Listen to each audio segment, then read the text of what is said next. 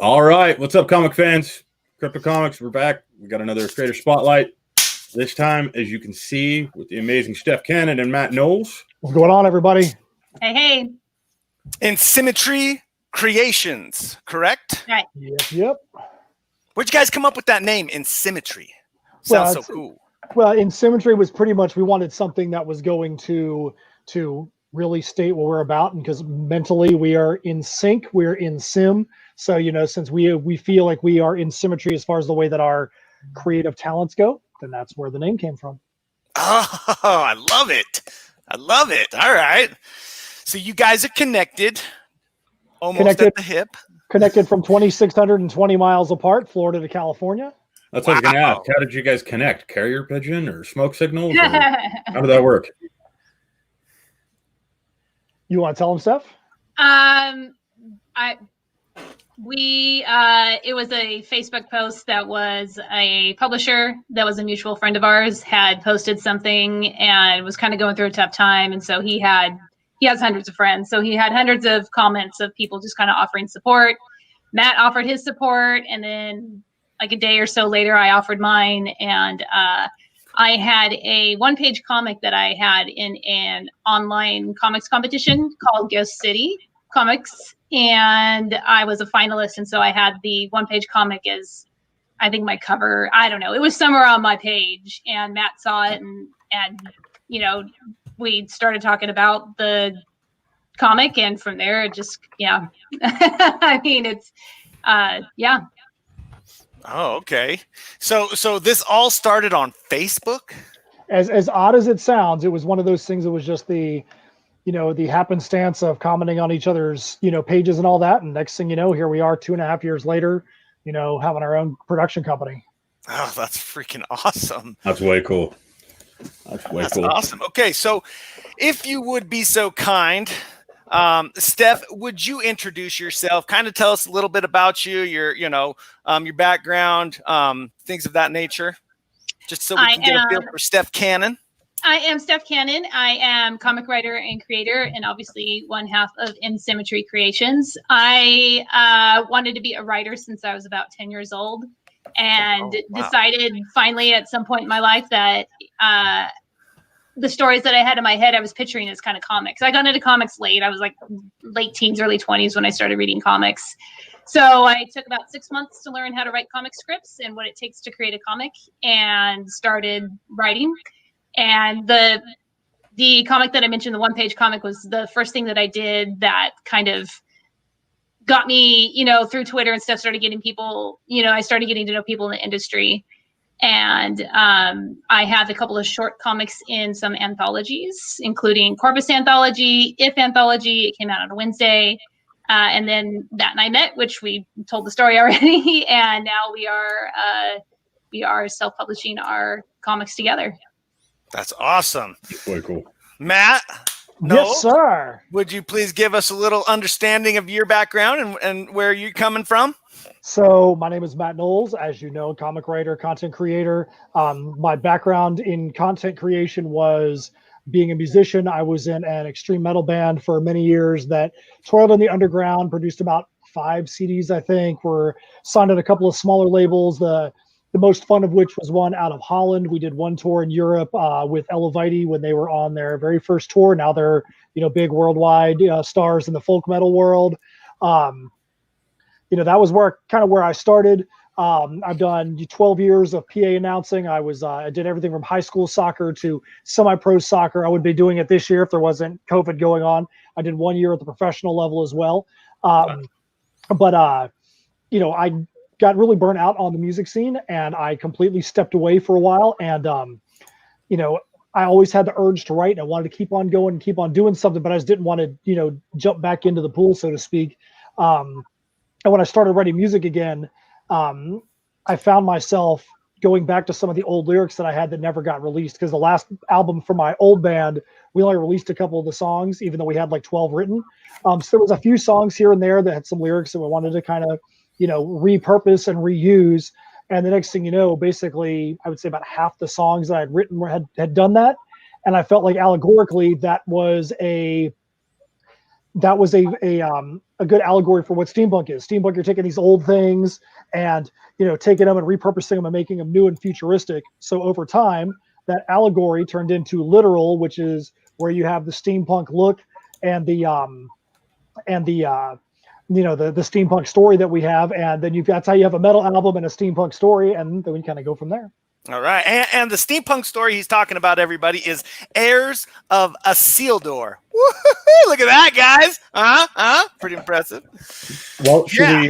Since he's talking about the band, should we? Wait, Fry, are you thinking of actually like putting some of this thrash metal down? What? Tell me. I mean, Tell me, son. I think you know damn well that I have to.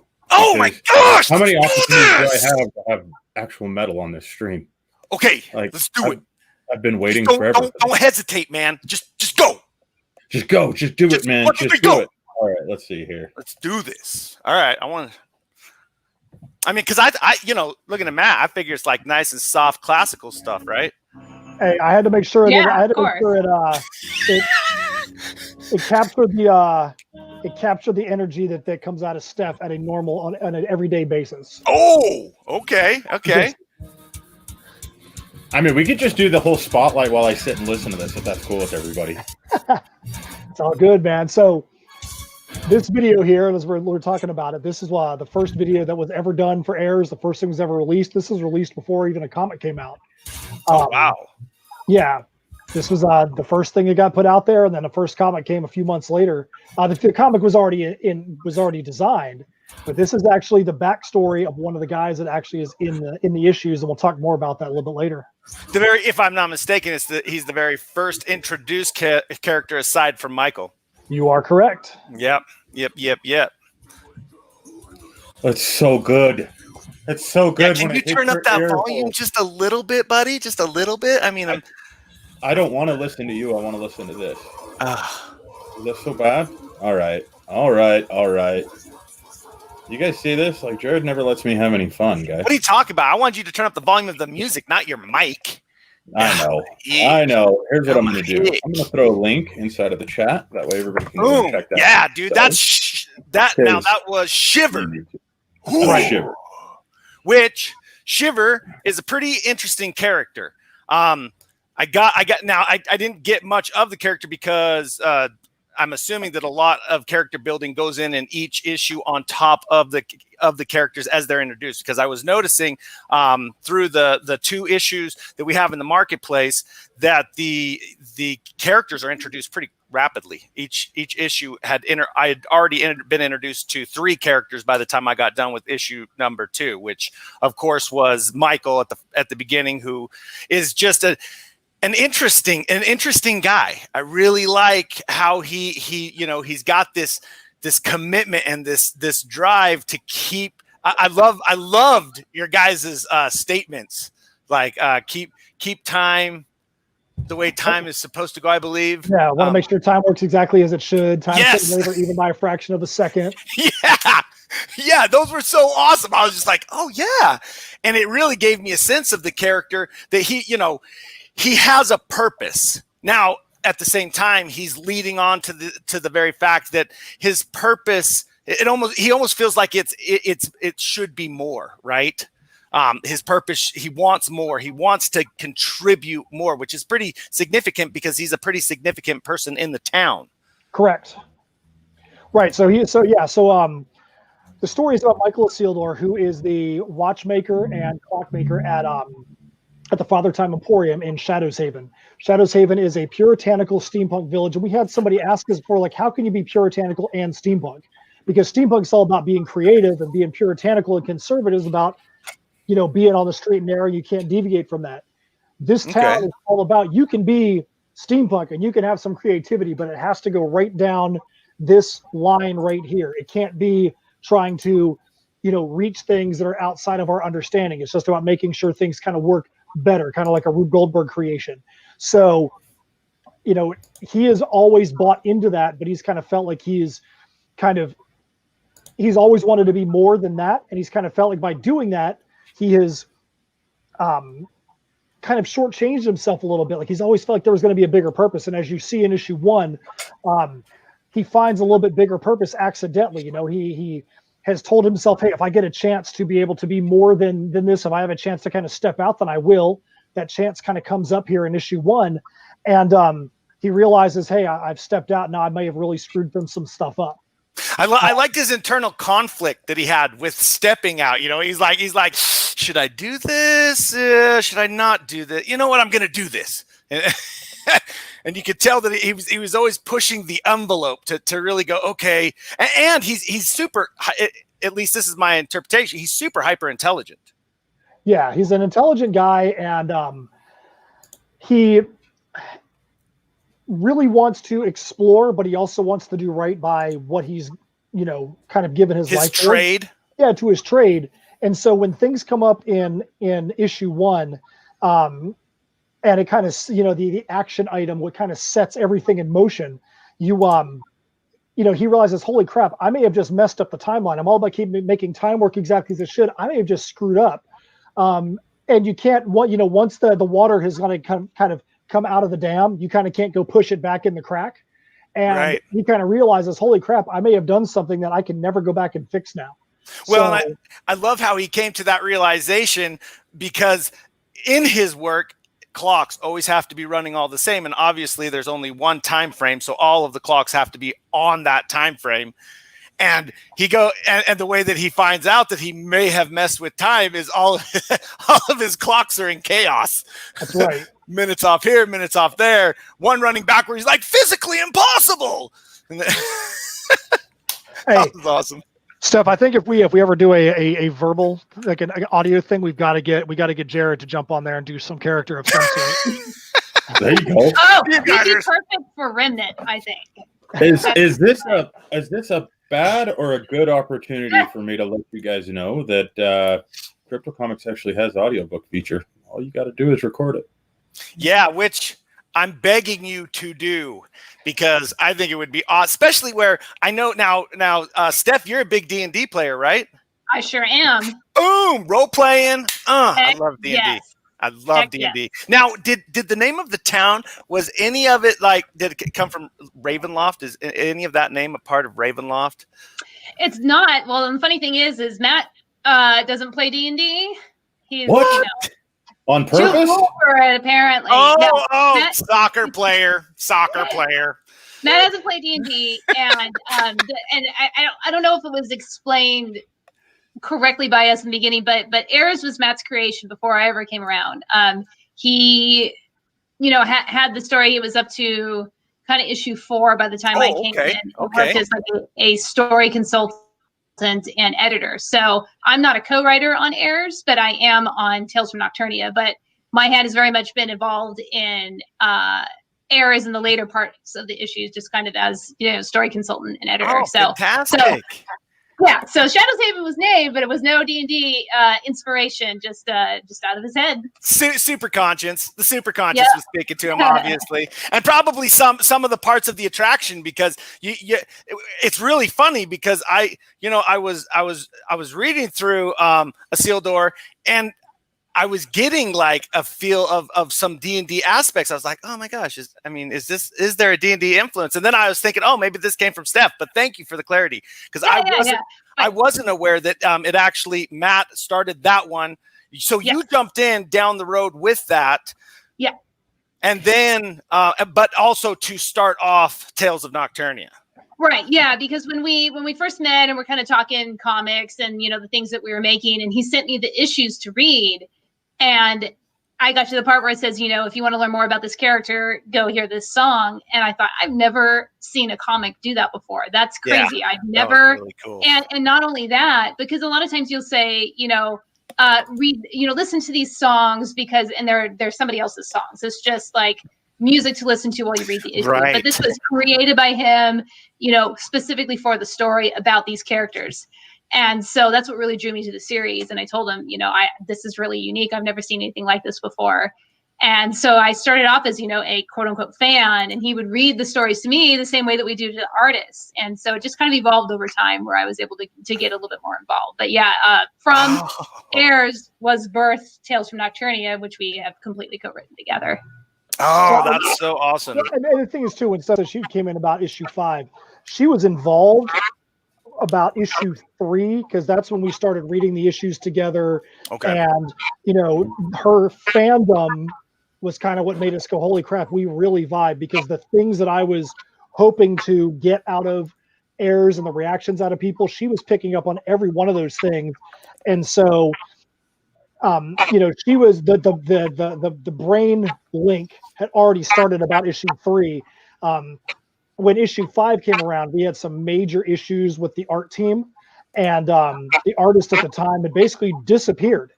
And we had a back page ad on the local Comic-Con for the debut of issue 5 that was actually happening at their show. And the only way to finish it was for me to go in and, through the power of technology, finish the issue off.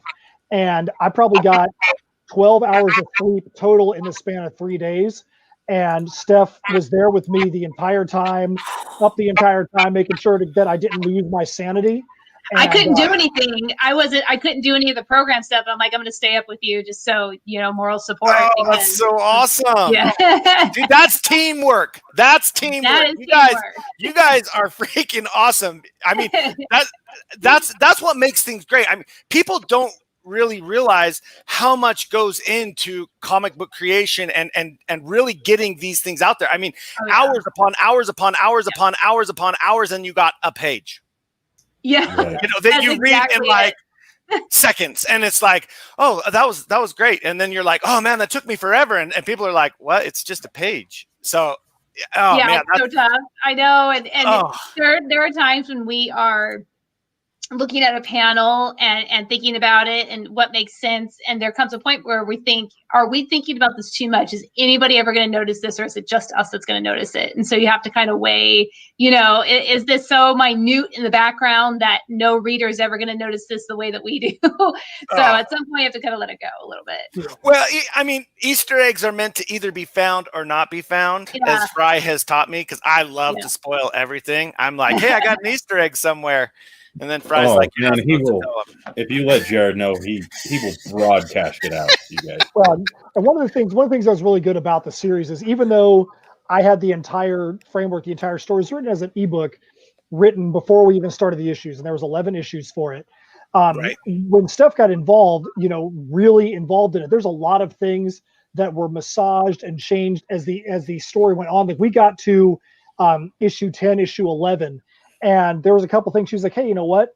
Now that I'm the editor on the series, there's a few things that I see that kind of disappeared early on and didn't really make their way back. And, you know, you might want to think about this before we put out issue 11, which was the end of the Crossroads Conundrum story arc. And so there were a few things that got changed at that point. And then when we went back and did the trade, which I've got right here, the trade has got all 11 issues, and it also has a whole. Oh, that looks fantastic! It's got a whole crap ton of extras in there. There's a 2-page mini story that's exclusive to the trade. We went back to page 1 and relettered from the jump. We relettered every single page. So what the first issue was that I released before Steph and I met is not the same first issue that's in here. Yeah. So even though the essence is the same, the story is the same, Steph literally cracked the whip on me and made sure that every single page had a better flow than it did previously, that the ebook style, I know there's a lot of text in here, the ebook style was kind of pulled out and it was made as much comic style as we could. And it really, so regardless of whether it was started before she came into if we put our heads together, the trade itself is definitely a combination of the two of us for sure. Oh, wow. And so that covers the whole arc of the story, and it actually comes to an end, or it just, it leads on to more? So there is we definitely made sure that there is room for a sequel. That's one of the things we'll be working on very soon. The sequel is going to be called the Perilous Prospects. This was the Crossroads Conundrum. The sequel will be the Perilous Prospects. I've had notes for it for about 2.5 years. There's actually notes for the sequel from before Steph and I even met. Wow. But there's so many of them that she and I, you know, I basically opened up the vault and said, here's all the notes I have. Let's make the best story. And so she is completely involved in the direction and the angles and all that, making sure that where we go with the sequel is going to be the direction that we want to go for where we're at as a business right now and as a writing collective. Oh, okay. Okay. Oh, that's incredible. That's incredible. I mean, that really shows dedication, guys. Because it seems like from a business perspective, it seems like, oh, we're done, let's move on. But to actually go back and refine, that is what really makes something truly great and leads to that level of success that I believe you guys are experiencing. Well, we're trying. And I'll tell you, one of the things that I learned, because like I said, I came from a music background. I wanted to write an ebook and then turn it into, it was an illustrated novel first and then trying to do a comic. You have to be okay with saying, I don't know, or I did the best that I could. And now I can do a lot better. And so it was easy when we went back to the trade to go, okay, there's a lot of things that can be fixed. And even right now, Steph and I look at the trade and we're like, you know what? If we were to tell this story in a different medium, if we were to ever see it done some other way, we might tell the story just slightly even more different. It'd still be the same story, but we would probably emphasize a couple of things a little bit differently. And it's okay to do that. It's not saying what I did before sucked. It's just saying, hey, we can make this better for the future fans. No. Yeah, no, refinement always makes it better. And not only that, I mean, obviously Steph brings a lot to the table in relation to how things can come out. And so it only makes sense that since she joined, that things that she would bring to the table would actually like enhance that and things would actually, because she's going to bring points. Fry, he's the creative director, and all the time he's always like, hey, Jared, you got to look at this for me, man. I've seen it like 50,000 times and like my mind is filling in the blanks. I don't know if it happens that frequently. Oh, it's that frequently all the time. He always wants me to help him. And one of the things too that is really, when we say that Steph and I are definitely in sim, like legitimately, we are in sim the company, but we are in sim mentally as well. We come from two wildly different writing backgrounds for the most part. Steph's history in writing, Steph's specialty in writing was quick one shots, 1 to 8 page stories. The thing that she had up there that we met from was a 1-page story. She got into some anthologies on her short stories that got her on panels at San Diego Comic-Con, on WonderCon, just big things that happen from 2 pages here or there. And her ability to take a story and say, we have to be able to tell this story or this piece of the plot in as simple of a fashion as possible and as short of a time as possible, and merge it in with we got to have 11 issues and we have this major, crazy integrated thing that's going to have a sequel and a metal soundtrack and all these things and all these Easter eggs and all this. It's like, okay, where's the happy medium in between? And to be honest, I think that that's what we have in Tales from Nocturnia. So your complexity and she's simplicity, and you've come together to create the culminations of InSymmetry. That's right. Boom. The most simple, complex thing ever. Bam! Most simple, complex thing ever. I love that. So how would Steph, how would you describe your guys' style? I would say that, we kind of, like what Matt said, although I don't know if I'd use the word simple. Oh, I'm sorry. I didn't mean simple. But I would say Matt tends to, he tends to think very deeply about the story, and whereas I tend to it's not necessarily that I want to get to the point. We have very different ways of writing scripts. We have very different ways of story. I learned when I was learning, I learned from books. So I learned, all about the hero's journey and 3-act structure. And Matt comes from a business background where he was project manager on things. So everything is very to the point on like Google Sheets and Google Drive. Whereas I kind of learned like a more old school way where I would take, index cards and write out the beats for the stories, which is what, screenwriters do a lot of times, to put them up on the board and move things around to kind of make sure that I knew the story. But it works. It's been an evolution. That's what I will say. We've had to evolve Well, and because stuff it's is very different, very different ways of writing. And Steph also comes from a comic background. She's been a comic fan her whole life. So I could write something to be like, yeah, this is going to be awesome. And she's like, there's no way that's going to work on a comic page. and she can bring that extra harsh reality that keeps you in check. She can bring that reality and be like, hey, we need to do it a different way. What if we try it this way? And she has that understanding much better than I do. And I mean, like, I'll tell you, one of the things that, I'm not even afraid to admit, it took Steph saying, you want to make sure that you've got something on the right-hand page that makes you want to do the page turn. That's something that, coming from a music background, metal musicians don't have to know that. Right. You don't know what you don't know. And there is a lot of things that in the beginning that I've noticed it's sort of stopped, but there was a lot of things in the beginning where he would say, that's not how it's done in the music world. We don't do that. Musicians don't do that. Like, isn't the music world? So if we want to write comics, we have to kind of make it like comics. But there have been some things that he has learned as a musician that have helped. So it hasn't all been, oh, it can't be that way at all. There has been some things that, when you're putting together and having to work with a team of people as a musician, he came from that background. So he was able to garner that in when we're working with artists and, other people.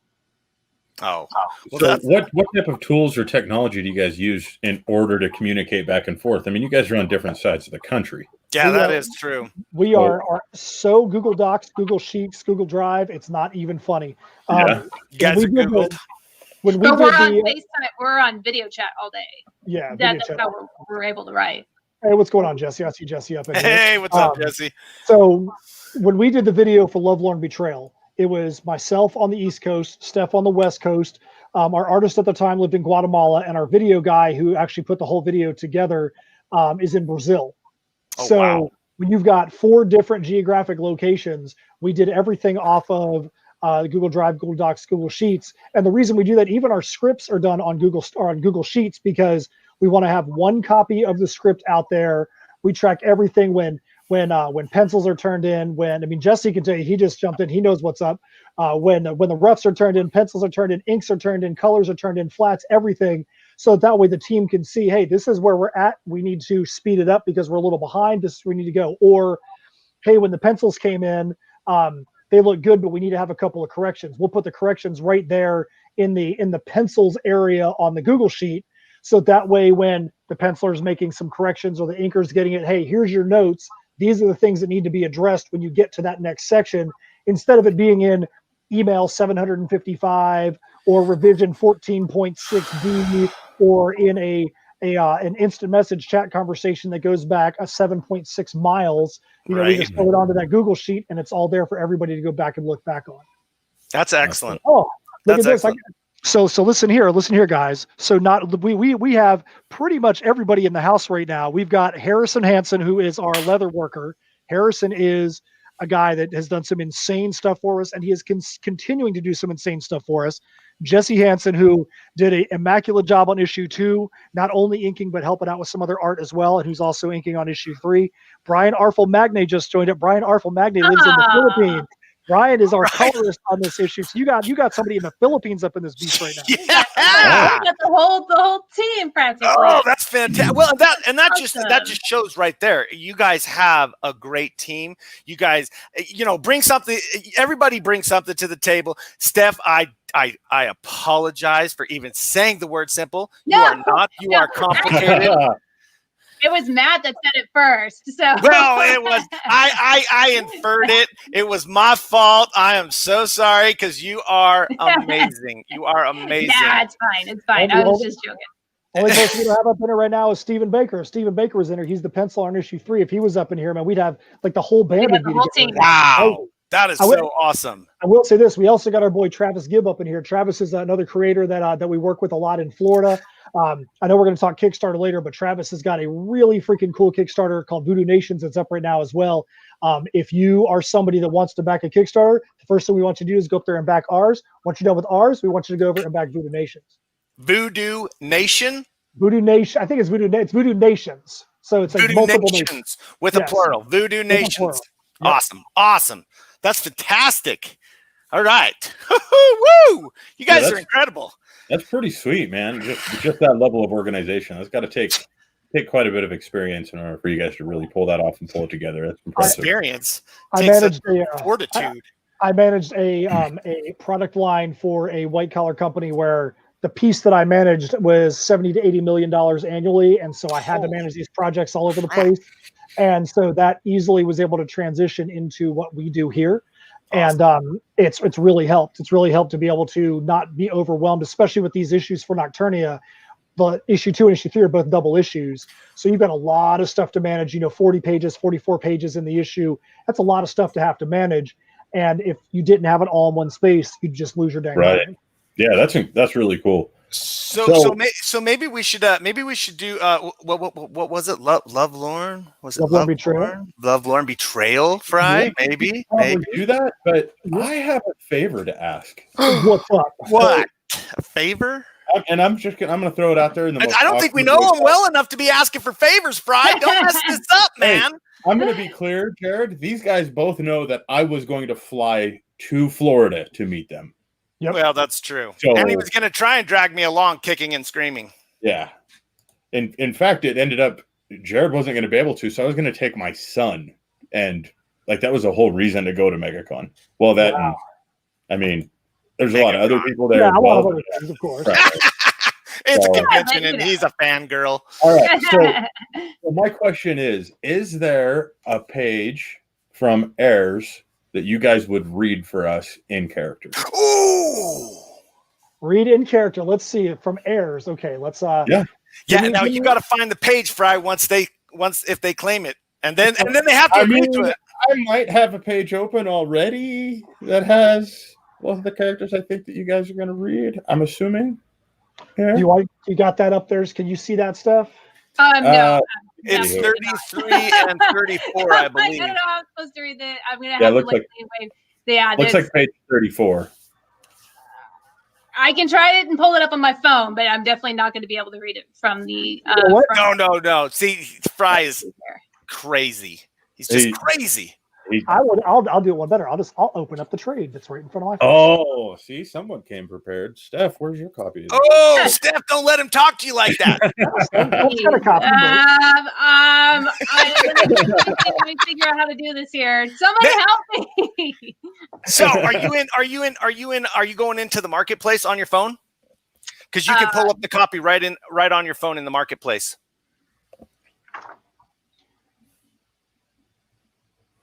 I'll try and hook you up here too, Steph, if I can. Man, Fry, you sure know how to throw out a challenge. You know what?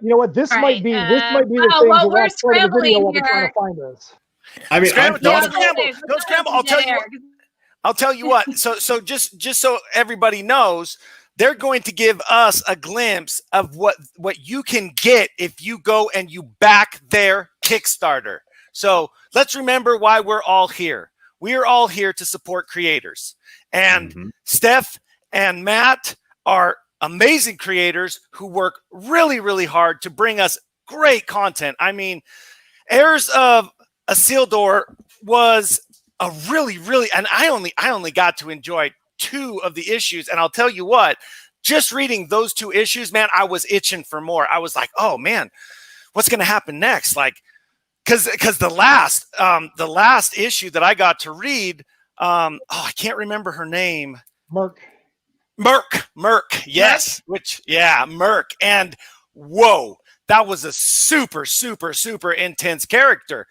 I was really tripping how the introduction, because the something falls and you're like, what was that? And instantly my mind's thinking, oh, it's probably some magical thing that's going to open another time portal, right?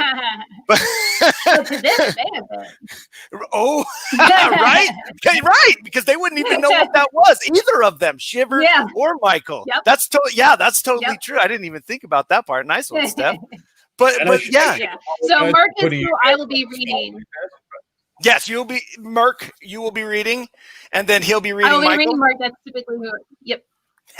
So I'm assuming at least. Matt trying to hook me up here and send me a page.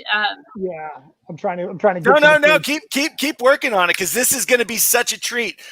Really, for people to really see what they can get by backing this incredible Kickstarter from two just incredible creators who have a fabulous team of people willing to really go the distance. You guys are doing what it takes to make it happen, and that's one of the greatest things about our jobs. We get to meet people like you guys. You know what? I can tell you this. It'd be really cool if people went over there and backed the Kickstarter while we're looking here. We might be able to even find a better page than one of the ones out of HEIRS for you. We might be able to find one out of Nocturnia that would be even better for you. Now wait a minute, we haven't even gotten into that one yet. That's what I'm saying. Are you sure you just want to blow their doors off like right out the gate? Of course. Damn, that's what I like. While you guys are looking at pages, I'm going to go ahead and play the intro video. Oh yeah. Is this Love Lorne? Go ahead and nope. We're going to do the intro video for the Kickstarter, and we'll bring up the Kickstarter. Yeah. This is great. This is great. And then we'll switch over to Love Lorne and go into. Cool. They're all awesome.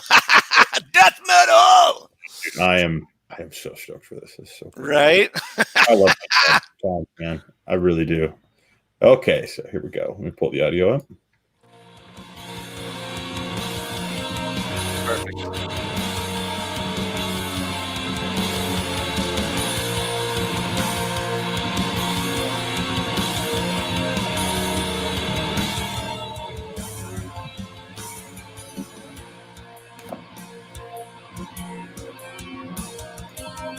So the music you guys are hearing on here, this music is actually all played right here, sitting in this chair.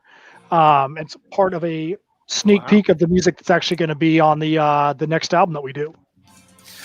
So I did have a question in relation to the music, real quick. You have a guest band in Tales of Nocturnia. Do they contribute music as well, or how does that work? So the band that's in Tales from Nocturnia issue 2, that's the band in Fairy on the Artisan Era label. They don't do any music. They are just completely badass, cool dudes that we know. Yes, and they seem cool. Just characters. we were at one of their shows, and just hanging out with the guys, and they knew that we did comics. We're talking about comics, and one of the guys, like I said, we will never remember. It was either the bass player Andrew or the vocalist Stevie. It's like, oh man, that'd be totally cool to get killed off in a comic. And they're like, oh, we could do this or we could do that, and we just all started riffing on it, and kind of like a joke when we were talking about HEIRS. We weren't even talking about Nocturnia, and then they kind of turned around to do something, and Steph and I were like, this could actually work, because we actually had a spot set up. We did. In our first Kickstarter, you could buy a tier where you could create your own army that was going to get killed off in issue 2. Oh, that's so cool. And nobody took that tier. So we were like, we've already built this into issue 2. What if it's in Fairy? And those dudes ate it up. They thought it was the greatest thing. Their fans ate it up. They thought it was the greatest thing. And it's just really cool when you can take one medium and see, like, our comic fans love having the metal album. The metal fans like having the comics. And when you can help somebody that has, no window into another medium be able to do it, they got new fans just from being in our comic books. We got new fans from them being in our comics. So we both were able to help each other out.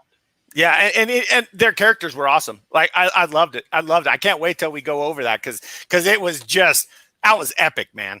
That was epic. I love the way you guys brought him in. I thought that was just great because everybody's looking at that dude like, okay, you're gonna bard him to death. And that was awesome.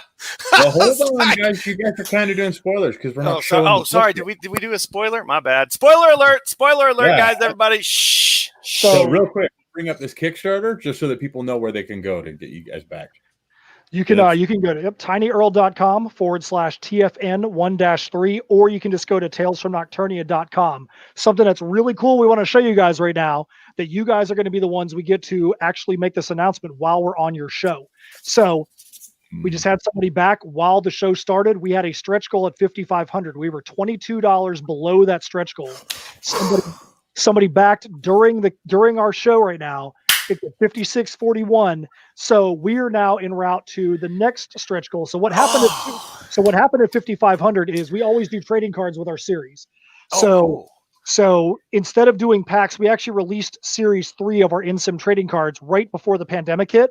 So instead of going and creating a series 4, which we're like, dude, that would just be shortchanging series 3, we're just doing some exclusives for this campaign. So like the Tales from Nocturnia Garbage Pail Kids cards, we're going to have holofoil versions of those cards. So right now, anybody that backs physically, you could go in and just get the issue. You're already going to get both of the Tales from Nocturnia Garbage Pail Kid homage cards as holofoil cards. Cool. We get to 148 backers. We've never had more than 148. When we get to 148, that's going to be our most backers ever. We have another thing we're going to give everybody. So right now, the stretch goal, we haven't said what the stretch goal is. You see that 6,000 on there has got the question marks. When we get to 6,000, we're going to reveal another trading card, which is going to be an exclusive card that is going to reveal a character that has never been revealed before that comes up in issue 3. Oh, nice! So as soon as we get to that 6,000, we're going to be able to reveal a character that's never been seen before. So that's why I want to get to these stretch goals. We also have got Harrison, who was in here. Harrison's our leather worker, and we actually won an award for originality for the things we did. Like with him, he did some leather gauntlets with different things that are with our shield emblem, like hand done onto the leather gauntlets. So Harrison and his business partner Martin were like, guys, we were thinking we want to do some more cool stuff for you guys for this campaign. We did not ask him to do it. We have not revealed any of the stuff they're doing for this campaign. We can just say that what you see on our campaign page right now, when we show you what these guys did for us, you're going to be like, everything on the campaign page right now looks tame. Wow!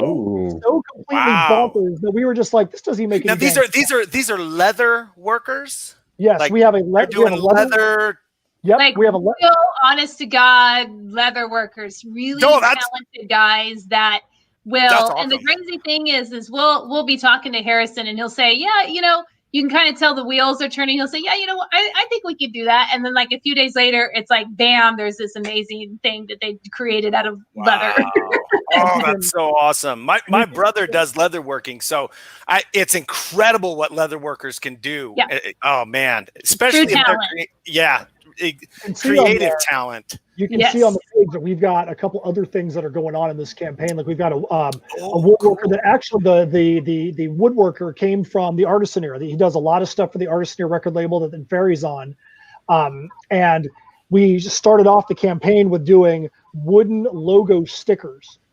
So he actually has their engraved logo stickers that he laser engraves our Tales from Nocturnia. There you go, the Tales from Nocturnia logo, laser engraved, and they're actually stickers and they're actually wood. So that is so cool. That is sick. So one of the things that we just added on, if you scroll up to the top of the page, one of the things we just added onto the campaign is he's known for doing these ridiculously cool coasters. So those are actually coasters right there with our Dragon's Lair logo, which is part of the bad guys in Nocturnia, which we haven't even talked about Nocturnia yet, but just so you can see.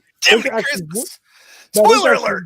Hey, those are actually wooden coasters that have our Tales of Nocturnia logo. That's our logo. We designed that logo for this campaign. As you see, that logo's on there. That logo's on the t-shirts we have. We have those t-shirts for the campaign up to 5X. We also have, everybody needs a mask, man. Everybody needs a mask. So, we also have our Dragon's Lair logo on some masks. We weren't cutting any corners, man. Kelly. Yeah, this is incredible. You guys have really put together quite an assortment here. And like I was saying before the stream started, man, the Garbage Pail Kids covers. I mean, oh my gosh, that was so brilliant. That was so brilliant. Matt's big collector. He's collected Garbage Pail Kids his whole entire life, and so we like to do the homage covers, and we've done them in the past, and so this was kind of a fun little thing. We want to tell a dramatic story with compelling characters, but we want to have fun with it too. Well, I love the character development that's been happening so far. I mean, it has been wonderful. I've even found some of the smaller characters that come in real fast and go out real fast. comedy relief, if you will, have been just awesome. Just awesome. You're really starting to see just a mesh of worlds colliding in such an epic, like, it's getting big. It's getting awesome. I can't wait to see issue 3, and I can't wait to see where you guys take everything. It's so cool. Like, I love the story so far. It is so awesome. I can't wait to start talking about it. I mean, we're going to bring up the Kickstarter towards the end of the stream as well. Should we maybe switch over and show play some more? heavy metal? Yeah. Good, man. Because everyone knows that I've been waiting and chomping at the bit. This is an awesome one. I feel like I have to. Ooh, this one might get a little loud. I want to apologize. I don't mean the apology. So for those of you guys that are listening, which I'll shut up here in a minute, this is a weird video that actually came out of issue 6 of Heirs of Isildur. So this talks about the kingdom of Nocturnia. Spoiler alert, one of the characters in Nocturnia actually goes through a portal and becomes a part of Heirs of Isildur. This tells the story of them.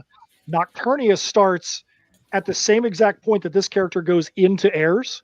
So you get to see the same exact scene from 2 different perspectives, that of the king who goes into Heirs and that of those that the king left behind in Nocturnia.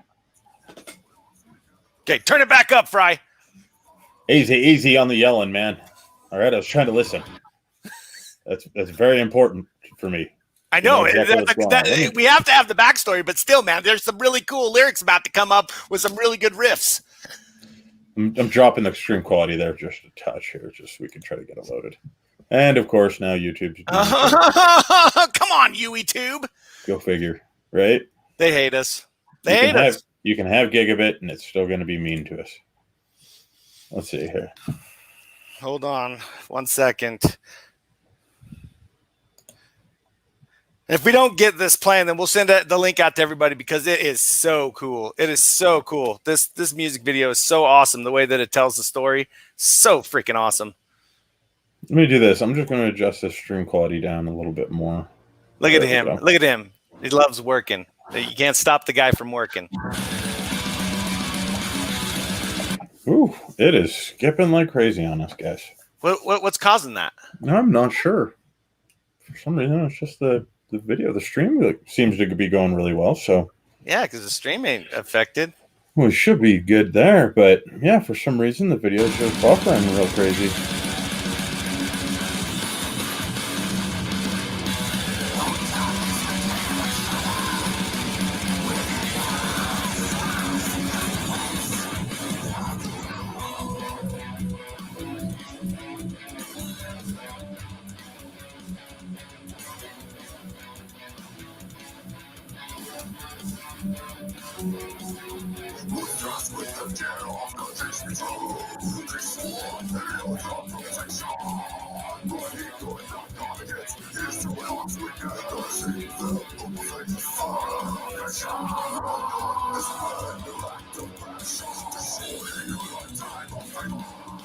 That's so awesome.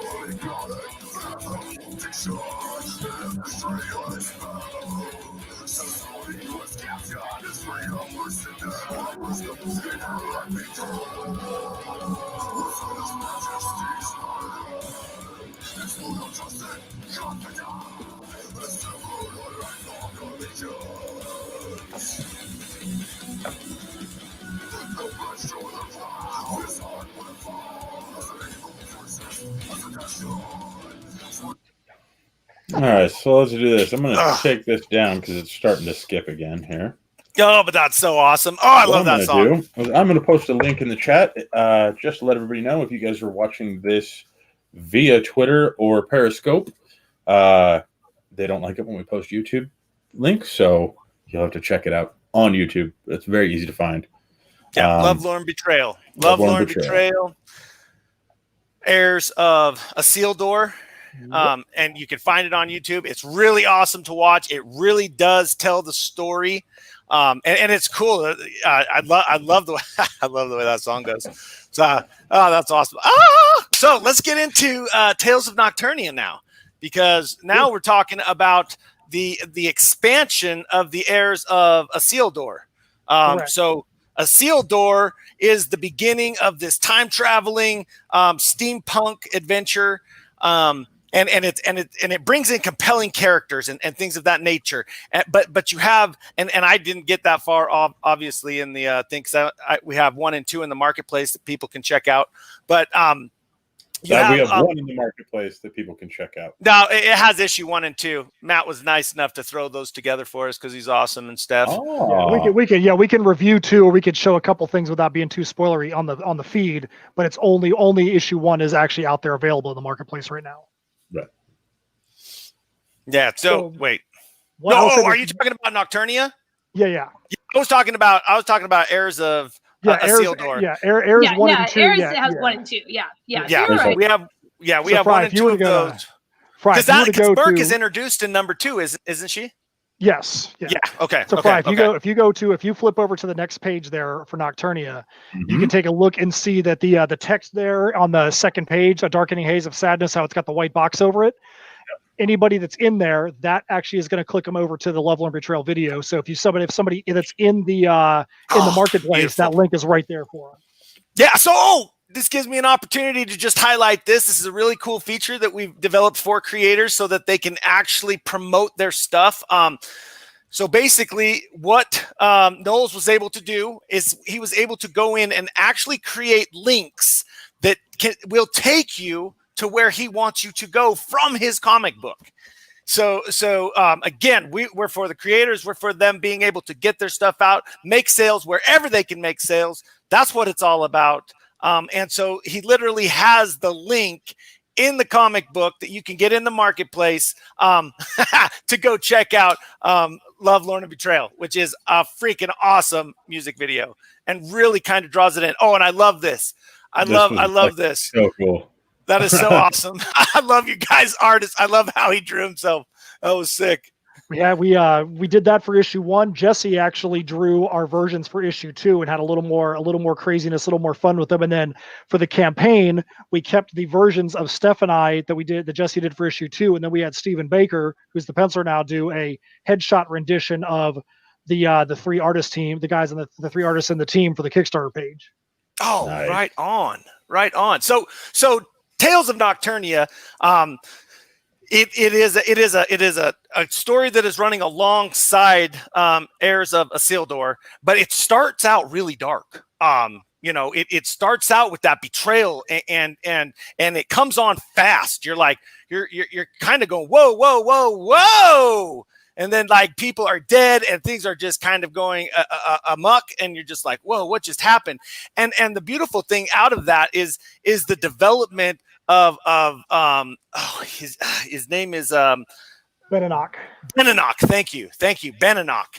And his character is freaking awesome. Like, I love how he's just so, like, I mean, you learn through time that he's revered. You know, he actually has a reputation, but he's just not a person that reflects that. He doesn't show a lot of pride or anything like that. He just does his job, and sometimes he has to do a horrible thing with that job, which people will be able to find out in Nocturnia 1, because he has to deal with the aftermath of that betrayal that was in the music video. And it really impacted him and really starts off the character. So you guys, please feel free to fill in, because I love this story, so I can go on forever. Yeah, one of the things that we've really liked about Nocturnia, and we'd like to let people know, Nocturnia 1, it was never even intended to be a story. Beninock was never intended to be a character. If you go back to the Heirs of Isildur script, Beninock shows up a couple of times in there, but he's just the executioner. Right. And just the way that he was drawn, the way that he was that the way he was brought into heirs in this flashback scene, Steph and I just kept going back to him. We're like, man, what is going through this guy's head? I wonder what's going through this guy's head. We're like, man, this could be a whole story right here. And literally that was the explosion point for us right there. And just that one character in this one panel wasn't even supposed to be something turned into this big, huge deal. Now wait a bit. Hey, Fry, go to page 2. I think it's page 2 or page 3 real quick. Okay. Now is this, because I want to know if I think this is the picture he's talking about right there where the executioner is looking up from the floor. Yes. Okay. So everybody, just so everybody's clear, that is the picture he's talking about that created this story arc, right? Yes. That's so awesome. Rad. Yep. Yeah. She looked at it. Steph and I would look at that. And when that thing happened, we were like, man, because what that scene is Benedok has just executed the right-hand man of the king for having an affair with the queen. At the execution, the queen also dies, whether she's pushed, whether she jumped, whatever, remains to be seen. But that panel right there, we just said we wanted to see a shot from above of the queen and Zarek both being there dead on the stage. And the artist at the time translated that as, we're going to have it be where the executioner is looking back up at the king's booth. And we're like, what's going through this guy's head? And we're like, that's something that you don't normally see. Who's ever seen a medieval story being told from the point of the executioner? And when you first get into Nocturnia, you learn that this guy is sick of being an executioner. He's done. This is a traumatic incident where the king or the queen and Zarek have died. And so you start it right off the bat where he's like, I want nothing to do with this anymore. And you get to see some silly things in issue 2 where he's like literally gets asked to babysit a little kid, and he's playing with dolls with this little kid, and he was the fearsome executioner makeup that nobody wanted to touch or be cursed. And then here's this guy sitting on a chair that's about this big, babysitting somebody's kid. And it's just a really interesting character study as to what this guy's done and what is kind of happening around him, and going from, while he's revered, he's also an executioner medieval times. And also people are like, while we revere him, nobody touch him, nobody's friends with him, because you'll get cursed and you'll also die. And he starts to have people that are like, you know what, this curse is crap. You're actually a good guy. I actually really like you. I've got sympathy for you. And so he starts getting people that kind of start to follow him a little bit. And that really starts to show, hey, look, they're really seeing through the fact that he wore the hood and he was this big, mean executioner. He's a person just like the rest of us. Well, and he's a nice person too. He's got a heart and he's got a conscience and he's caring and he thinks of others and he doesn't put himself first. I mean, he really is a compassionate soul, which, going back to that fateful event that kind of started this off, the relationship with the person being beheaded was very significant, and that really sparked that personality of his of caring, because he's like, man, I had to do something horrible. I don't want to do that ever again. And that was so impactful. I was like, yeah, I feel because you're right. When you look at a character like a executioner, they're so heartless with the hood and the way that their demeanor looks, and they're always carrying a big axe, and they're bringing down death. I mean, they represent death, which is, in my opinion, heartless. And so it's great how you guys really pulled that out. It works so well. It works so well. I think I love his character. I love his character.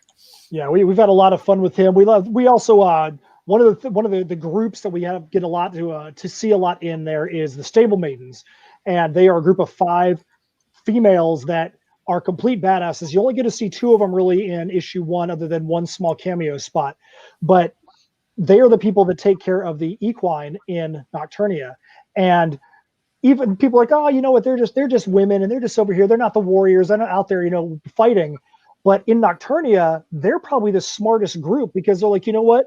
We take care of the horses. If we don't take care of these horses, those guys right now are going to have no chance. Nobody's going to mess with me. I'm a badass. I'm going to say what I want. I'm going to do what I want. And the thing we get to learn even more so when we get into issue 2 is they can fight themselves. They can kick ass on their own.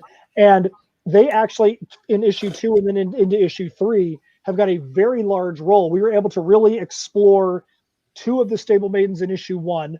2 more of them really get major roles in issue 2, and then the 5th one that is just kind of a background character in issue 2 really gets to shine in issue 3 because the Mohawk. She actually that's Lena. She actually gets a character in 2. We get to see a little bit more of Lena in 2, and obviously all 5 of them have roles in issue 3.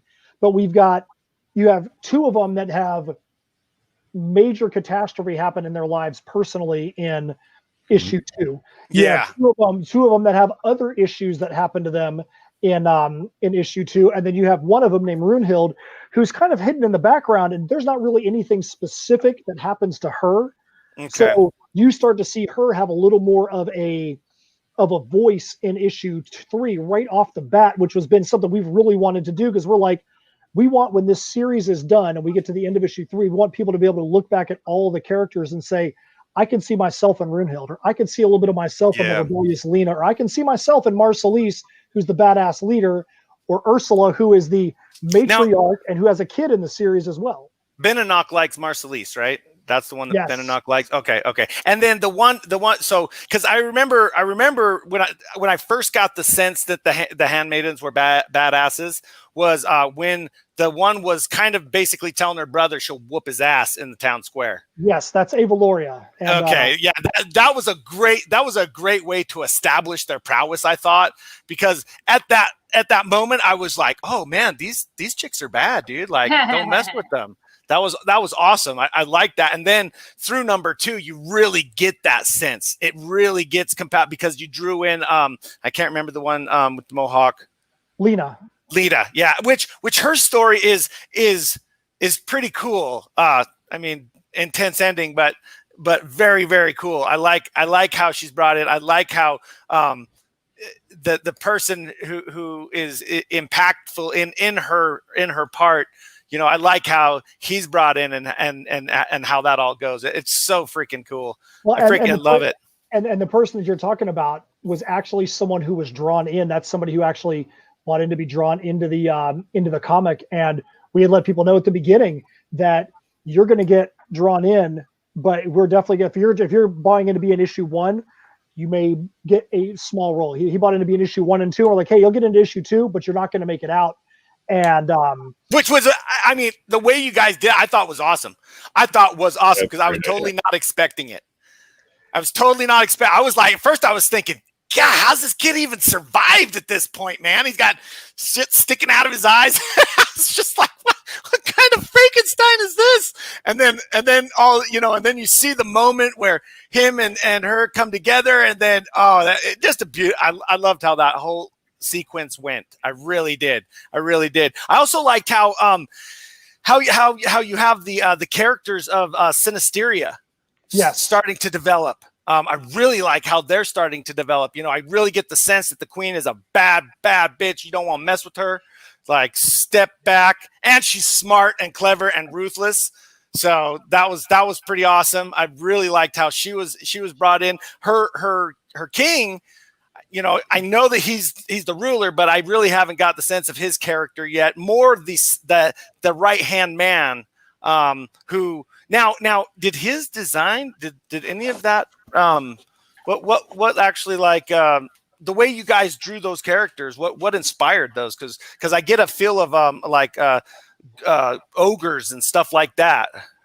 So first, I want to say this too, Amy. I think one of your people on your feed just backed the Kickstarter while we're on it. So I'm super stoked. Boom! I love it. I love it. So now we are more than halfway to that next stretch goal. So that's super badass, man. We're super happy about that. So awesome. So the bad guys from Sinisteria, one of the things we really like about them is we want to make sure that when we created our antagonist characters, we didn't want them to all be cookie cutter and all be the same. Right. It's easy to just make the bad guys be bad guys just for the sake of being bad. And one of the things that we established, and one of the reasons why we do a lot of trading cards, is with Nocturnia, there are so many characters. There's literally been but when we get to the end of issue 3, there'll be over 50 named characters that have happened in the series. Wow. So we did a set of trading cards right off the bat with some backstories of some of the characters. And one of the things you could pick up on, but you don't really get to see it much in issue 1, is that the king of the bad guys, which is, here's one of the covers. This guy right here is named Narcath. Narcath, there's a guy named Johannes who is one of the advisors in Nocturnia, and there's a he's his brother or something like that. Sorcerer named Shamson, and they are all brothers. And what happened was Johannes decided he wanted to go. He could tell there was something up with the King Lucian from Nocturnia. He wanted to go be his advisor and try to help encourage him to change his ways a little bit. Narcath was so disgusted that his brother would side with the enemy, so to speak, that he ended up forming an allegiance with Verminoth, who's the big blue guy on the cover. Verminoth has this horde, this legion of creatures that is strong and is brute, but they didn't really have the mental acumen to be able to go and create a strategic plan of how to go and invade Nocturnia. They have their own reason for hating Nocturnia. So the two of them put together, alongside of Endolin, who is the other half of Narcath, they have created this really nasty, sinister trio that really will stop at nothing. And you learn, farther on into issue 2, which we don't want to give the spoiler, but there's a good reason for why Verminoth hates Nocturnia and hates their King Lucian for some stuff that he's done in the past. And we want to make sure there was some depth to those characters. Yeah, and I love how how they get to that point of deliverance of that issue, if you will, and it's all set on the idea that it's going to be it's all set on the idea that they're going to cease fire, basically. Oh, we're working out a ceasefire. And it all falls apart because that guy's like, man, I'm just like your king. Ruthless. Absolutely, that was awesome. Absolutely. And, we've had a lot of fun with stuff like that. It's like you can see that there might be some people that may have a shred of redemption in them and some people don't. And even when you try to give them in the story, you try to give them the benefit of the doubt, you try to work something out with them, they may not be somebody that's going to be redeemable in the story, and terrible things happen. The Nocturnians were not prepared for the things that happened in issue 2, and we see a lot of death and carnage that came from it. Yeah. They kind of set them up. So Steph, how like you were a part of the creation of this particular arc. So what aspects of it were you thinking? Were you involved in the strategy of how the kingdoms were brought into war and things of that nature? What aspects did you play in this? One of the early things, and this kind of goes back to what we were saying before about our different types of styles, is Matt just kind of said, well, we need to have this character and this character and this character and this character and this character. And then suddenly there was like 20 characters, That's exactly what I wanted to ask. When he brought that up, the look on your face was just like, yep. It's a medieval battle. What are you going to do? You got to have people. So there was, which is, you're talking about this medieval kingdom. So clearly there's going to be a lot of people involved. And one of the things that I said early on is I said, there needs to be some sort of familial ties here. It's not very believable that there are all these random characters that have no relation to each other, have no relationships with each other. We need to kind of build in some family ties here, some familiar things. And from that is where we kind of, collectively together came up with, the struggle with the brothers and Evaloria and her brother.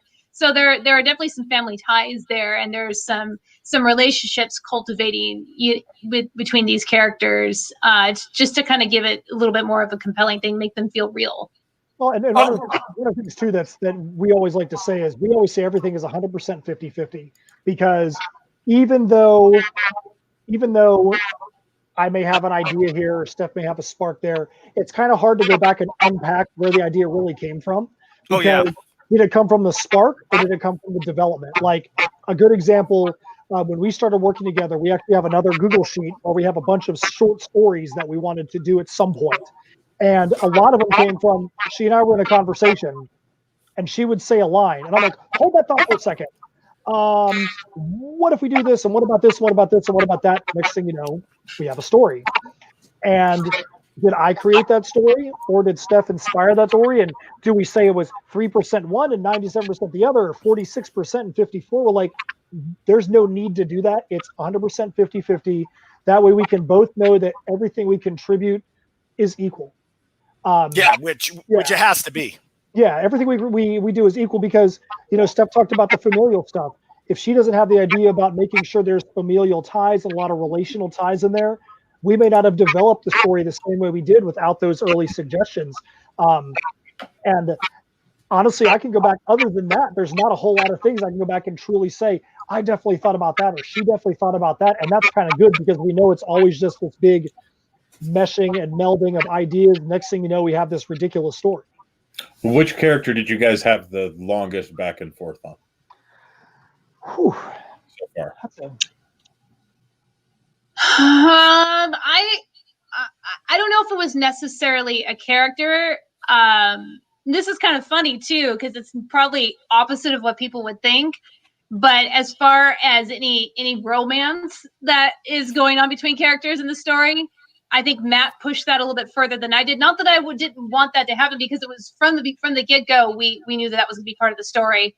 But I think that there were scenes that, you know, to develop that part of the characters that Matt pushed more than I did, which is kind of funny. You would think that it would be opposite, but that just goes to show that. And they need to be there. And I'm not saying they don't need to be there. They do need to be there. But right. I think that was probably one area that we kind of went back and forth on a little bit. So which besides the brothers, you have the group of ruling party within Nocturnia. What other bromances or well, so you've got Ava Loria, whose brother is Idlewild, the youngest of the three main warriors. She's dating Eisenbear, who's one of the three warriors. Okay. And so then you've got Marcelise, who is starting to become something with Beninock. So that's where some of the main ones are there. Is those relationships. Yeah, we just tried to make it sure, you know, the what Matt was talking about earlier, where Beninock is tasked to babysit this kid. She's the daughter of one of the stable maidens. And, you know, so you're just kind of seeing that there's all these people that have relationships with one another, whether it's friendships or whatever the case may be, but that they're all kind of related because it just, you know, that's how it would be in a kingdom. Well, and it also it draws you into the story way better because I was seeing the relationships. Now I did not make the connection between the wizard and Johannes. Yeah, I didn't make that connection with the ruler of Sinisteria. Sinisteria. I did not make that connection, but now that you guys bring it up, I'm like, because I remember them talking when he showed up and he tells them, hey, this is what happened to your king. And they're like, oh, the Sinisterians stole him. And he's like, that is not what I said, but whatever. You guys don't listen, obviously. That was good. That was so awesome. I can tell you the thing, honestly, that we probably spent the most time going back and forth on, and it wasn't even like a battle of you know, she wanted this and I wanted this. It was just to make sure that the story worked the best and to make sure that we could actually leave a couple of ends open for sequels, but also make sure that we closed enough off to where people felt like they were getting a final story. Was just the way that issue 3 concludes. We probably had more discussion about that, about who is the one that, you know, does this person live? Does this person die? Does this person stay around? How we were going to tell that specific part of the story, where specific characters were going to be at the very end. Like, are they going to be in this spot? Are they going to be in that spot? We had so many different discussions about that. And one of the things I like to say about how I personally write, I always like to write backwards, meaning I want to make sure that we've got the climax points, knowing where the big, massive beats are, get those things lined up, and then kind of work backwards to make sure that we know how to build up to those big climax points. And we had to make sure that we had those things aligned, because there were certain things in the script we couldn't do until we knew, okay, if this is where these people are going to be, this is how we're going to have to get them there. Oh, wow. If this person's not going to be there, then how is this person, you know, going to find their way at this point if we haven't built them to that point? So that, I think we probably spent more time there with that specific aspect than with anything. We didn't have to do it with HEIRS because HEIRS was set up for a big sequel. I think we probably spent more time on the script doing that than anything else, because we really wanted to make sure that every character had a legitimate reason for why they were where they're at. Some of the drawn-in characters that we had a lot of people that are drawn in issue 2 that stay around for issue 3. Some of them die horrible, pitiful, awful deaths. Some of them stay around and may actually end up making it to the end of the issue. You never know what's going to happen. It could also be called glorious deaths. You know, I mean, some of them were very glorious. Yes. Yes. Yeah. I found some of those deaths to be quite glorious and just awe-inspiring. I was like, man, these people are dying for a cause. I mean, it's a medieval story with a metal soundtrack. We've got to go. You go big or go home. You know, go big or go home. And you guys went big. You guys went really big. I can tell you one of the things too, that when we ran our last Kickstarter, we ran it the end of October through the beginning or the end of November, which is a horrible time to run a Kickstarter. We actually started it on October 29th, and the reason we did that was because InSymmetry had a concert near me the day before, on the 28th. Oh, wow. And we wanted to have one last meeting, and Steph and I were on the phone working out the details because they had a little bit of input, especially their main man, Malcolm, had a little bit of input into how he wanted his character to be. Cool. So I actually sat down with every one of them. I had a meeting scheduled with all 5 InSymmetry members, and we talked through with each one of them, here's how you come into the issue, here's how you leave the issue. And they all thought it was absolutely amazing. So we wanted to make sure we had that. I actually did a live cut in with a Facebook Live with myself and their vocalist, Stevie Boyser. Did that on the 28th saying, hey, tomorrow morning, we're launching this thing. So that was one of the things that was really fun. We had to make sure these guys had some glorious deaths and some insane actions so that way they could feel like, yeah, I'm in a comic book and I did something cool and I can show this off to my fans when we have our version of the issue at the table. Well, and I think you guys accomplished that just awesomely. I mean, it was super, super cool. The way that they came in, still one of my favorite parts of Nocturnia 2 was how they were introduced. I just thought that was hilarious. Yeah. Because it really, like, at first I was like, this is like one guy. And then all of a sudden they bust out. So before I show Nocturnia 2 in the system here, just wanted to clarify, if you guys are planning on reading something, is that in book 1 or book 2? We are actually going to read something out of book 1 so that way it's something that's actually in the awesome. Okay. Did you guys have a page we want to do? I just wanted to make sure we weren't going backwards and confusing anybody that might not have read the story yet. Steph, why don't I'll read the male characters and you read the female characters. Can we do that? I will do my die. I will say that this is probably not going to be as spectacular as it normally is because I am having to zoom in on my phone to do this. So we will see how it goes. You're gonna do great. You're gonna do great, Steph. Don't even. We know you're awesome. I think in the system it's going to be page 18 and 19 potentially. It's the one that starts off with please be safe and find our king. So what this is the Nocturnians have the king's horse has come back. All the Nocturnians know is after the execution that the king rode off. They see his horse come back the next day, and yep, that's the page. They see his horse come back the next day, and he's not there. So they send a search party out to go find him. So this panel starts off with Eisenberg, who's one of the 3 main warriors, talking with Avaloria. What happens is these guys are going off to search, and everybody that's been thrown out of the kingdom is thrown out into an area for the people that they call the helpless. Why do the helpless stay outside the kingdom gates? Because they are given just enough crumbs and scraps to become dependent on staying there. Why the king wants them there is his little whatever. Nobody who knows. It's all in the king's head. But all the people that have been thrown out all live out here in this group. So somebody is tasked every day to go out there and feed them just enough bread to get by, just enough bread to feel like, I don't know what else I'll go do to get more bread. They're kind of brainwashed. So we see Eisenberg and Avaloria talk, but then the rest of the scene is Beninock and Avaloria and Marcelise, 2 of the stablemaidens, kind of looking at some of the soldiers that stayed back, go to feed these people and mock these people. We get to see some fun interaction here between them. So, Steph, do you want to be the females and I'll be the males, or do you want to do it the other way around? No, I'll be the females. Okay. Okay, so real quick before you guys start, I'm going to remove myself and Jared from the stream's overlay here. Just that way everybody can get a little bit better view of you guys as you're reading it. All right. So let me know when you're ready, Steph.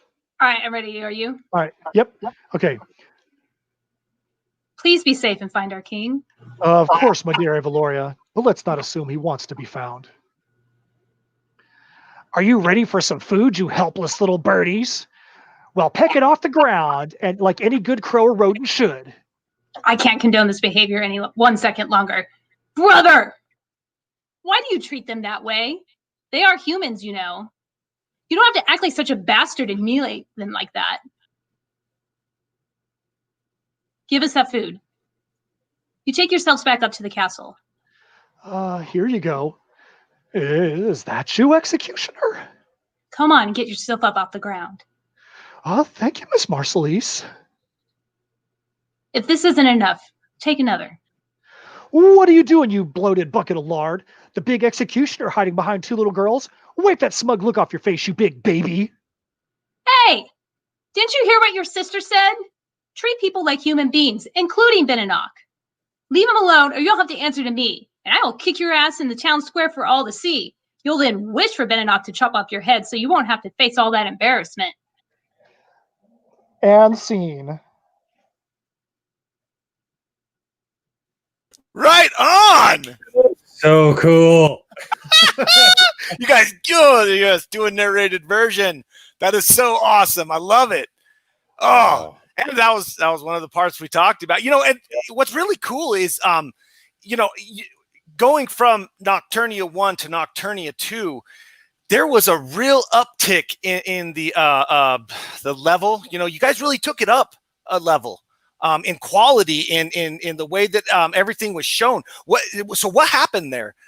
Because you can really see the difference, and people need to go to the Kickstarter to see what we're talking about, because it's really visible. Nocturnia 1, really, really good. Nocturnia 2, everything just kind of went to the next level.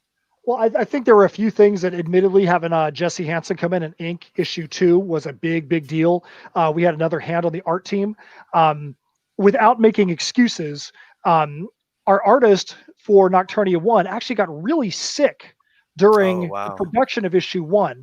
And I mean, he was like really sick. Like he was out of commission for about a month during, like, we actually didn't get any art during the entire campaign. We had like a few pages before our issue 1's campaign started. And he got so sick during issue 1, we didn't get anything out from him during almost the whole campaign. So we had errors going on. We had Nocturnia going on. We had some other stuff that we're working on as well at the same time. So he got so far behind, he got a little bit overwhelmed. And so I think that kind of caused some of the issues that you might detect in issue 1. But that's part of the reason why we brought Jesse in issue 2. And we also got Brian Arfel Magne to come in and do some coloring at the tail end of I think Arfel actually did about half the coloring on issue 2. Oh, wow. Yeah, we actually brought him in as well because we knew that the artist needed more hands. We couldn't have just Javi doing stuff. We needed Jesse doing things. We needed Arfel doing things.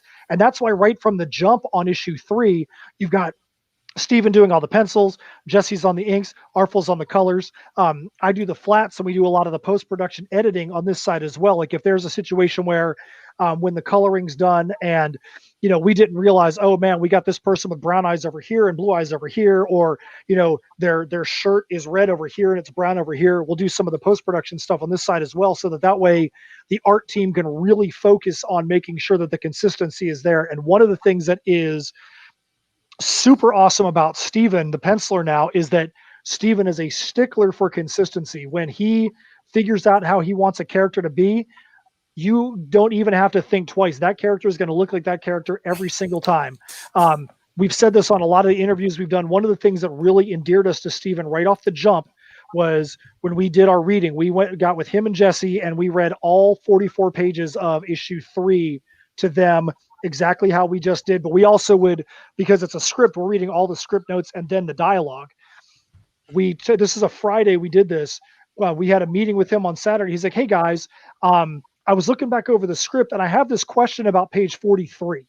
Legitimately said page 43, because he was thinking about, if we're doing this on page 43, when I get to this point earlier on in the issue, whether it be a setting or something, I want to make sure I understand this setting exactly. If you want this setting to be this way in 43, how am I going to draw it now to make sure it's going to work on 43? And we actually probably spent a good 2 weeks on making sure that he had an understanding of how all the settings were before we even stepped foot into him doing art on the issue, because he wanted to make sure when I'm drawing Nocturnia, this is how it's going to be. When I'm drawing Sinisteria, this is how it's going to be. When I'm drawing this character or that character, this is how it's going to be.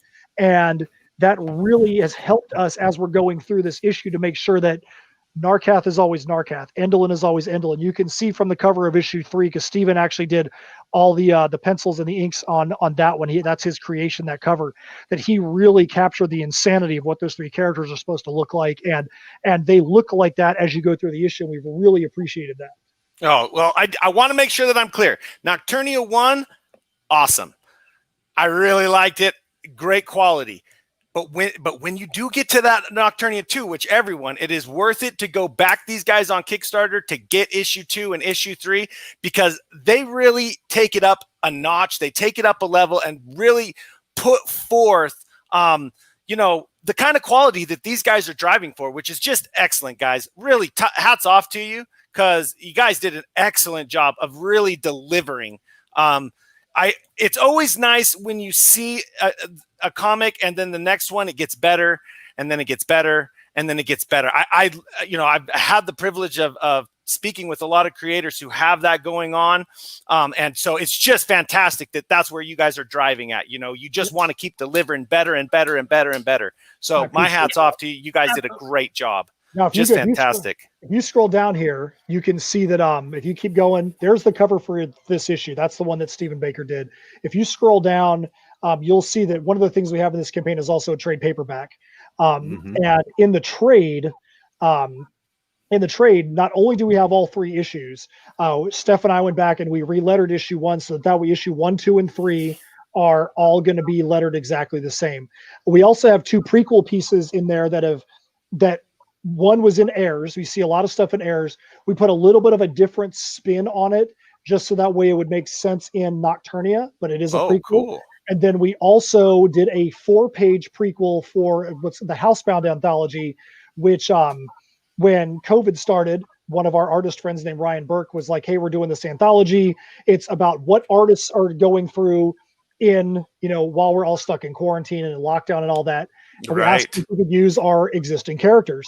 And he said, yeah, if you could take the existing characters and make them be in this scenario, then great. So Steph and I were like, well, we actually took Nocturnia and Sinisteria, and we went back even farther before everything in the series and in Heirs of Isildur. And we said, hey, you know what? Here's what Nocturnia and Sinisteria are doing. A plague happened in their lands, and we get to see Nocturnia in a lockdown and Sinisteria in a lockdown. We actually got to have, even in these 4 pages, we got to have some fun with it, because you get to see the demons that are in Sinisteria whining about, it's been so long since I could sever a head. When am I going to get out of here?